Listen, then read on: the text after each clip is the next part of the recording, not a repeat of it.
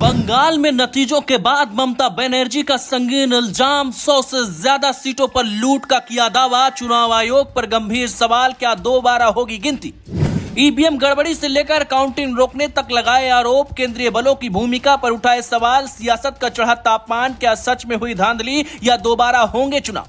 BJP ने भले ही बंगाल का किला अपने नाम कर लिया हो, लेकिन चुनावी नतीजों के बीच ममता बनर्जी ने जो बातें कही हैं, उसने वोटर्स को भी हैरान कर दिया है, क्योंकि ममता बनर्जी ने सीधे सीधे दावा किया है कि 100 से ज्यादा सीटों पर खेल हुआ है। उन्होंने कहा कि यह कोई सामान्य हार नहीं, बल्कि सुनियोजित गड़बड़ी का मामला है। इस दौरान ममता दीदी ने चुनाव आयोग से लेकर केंद्रीय बलों तक हर स्तर पर गंभीर आरोप लगाए हैं। ममता का कहना है कि जो नतीजे दिखाए जा रहे हैं वो असली तस्वीर नहीं है। यही वजह है कि अब यह सवाल तेजी से उठ रहा है कि क्या वाकई में चुनावी प्रक्रिया में कुछ गड़बड़ हुई है या फिर सिर्फ राजनीतिक बयानबाजी है। क्या ईवीएम में भी गड़बड़ी हो सकती है या फिर दोबारा चुनाव कराए जा सकते हैं। चलिए सब कुछ समझते हैं।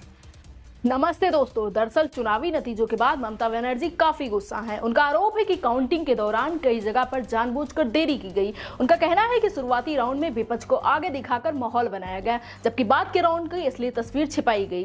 उन्होंने ये भी दावा किया कि कुछ जगहों पर मतगणना रोक दी गई और मशीनों में गड़बड़ी पाई गई। कल्याणी का उदाहरण देते हुए उन्होंने कहा कि कई मशीनों में वोटों का मेल नहीं हो रहा। इन आरोपों ने पूरे चुनावी सिस्टम पर सवाल खड़े कर दिए हैं और अब इस पर सियासी बहस तेज हो गई है। सिर्फ काउंटिंग ही नहीं, ममता ने केंद्रीय बलों और पुलिस की भूमिका पर भी सवाल उठाए। उनका कहना है कि चुनाव के दौरान उनकी पार्टी के कार्यकर्ताओं पर दबाव बनाया गया, पार्टी दफ्तरों में तोड़फोड़ और कब्जे की कोशिशों का भी आरोप लगाया गया। उन्होंने ये तक कहा कि चुनाव आयोग निष्पक्ष संस्था नहीं रहा है और पूरी प्रक्रिया एक तरफा तरीके से चलाई जा रही है। ममता के इन बयानों ने यह साफ कर दिया है कि वो इस हार को सिर्फ चुनावी हार नहीं मान रही हैं, बल्कि ममता बनर्जी का यह दावा है कि उनकी पार्टी अब 100 से ज्यादा सीटों पर आगे थी, लेकिन उन्हें दिखाया नहीं गया। उन्होंने कहा कि ये अनैतिक जीत है और इसमें धांधली के कई अस्त्र शामिल हैं। यहां तक कि उन्होंने खुद पर हमले और घेराव का भी आरोप लगाया। उन्होंने दोबारा काउंटिंग की मांग करते हुए कहा कि पूरे मामले की जांच होनी चाहिए। यह बयान सिर्फ एक शिकायत नहीं, बल्कि एक बड़े राजनीतिक संघर्ष का संकेत माना जा रहा है। हालांकि दूसरी तरफ राजनीतिक विश्लेषक इस पूरे मामले को अलग नजर से देख रहे हैं। उनका मानना है कि इस बार बंगाल में रिकॉर्ड मतदान हुए हैं और वोटिंग पैटर्न में बदलाव भी देखने को मिला है। ऐसे में यह सब संभव है कि जनता का मूड बदला हो और उसी का असर नतीजों में दिखा हो। लेकिन ममता के आरोपों ने इस बहस को और भी जटिल बना दिया है। अब सवाल यह है कि क्या इन आरोपों के बाद चुनाव आयोग कोई बड़ा कदम उठाएगा या फिर मामला सिर्फ सियासी बयानबाजी तक सीमित रहेगा। अब सवाल यही है, क्या आगे क्या होगा।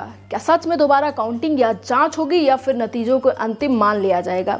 बंगाल की सियासत में इस समय जो माहौल है वो सिर्फ एक चुनाव का नहीं, बल्कि भरोसे और प्रतिक्रिया की लड़ाई बन गया है। आने वाले दिनों में यह देखना बेहद अहम होगा कि इस विवाद का अंत क्या होता है और कैसे होता है और क्या सच सामने आ पाता है। फिलहाल इतना तय है कि बंगाल का यह चुनाव सिर्फ जीत हार की कहानी नहीं, बल्कि एक बड़े विवाद का केंद्र बन चुका है।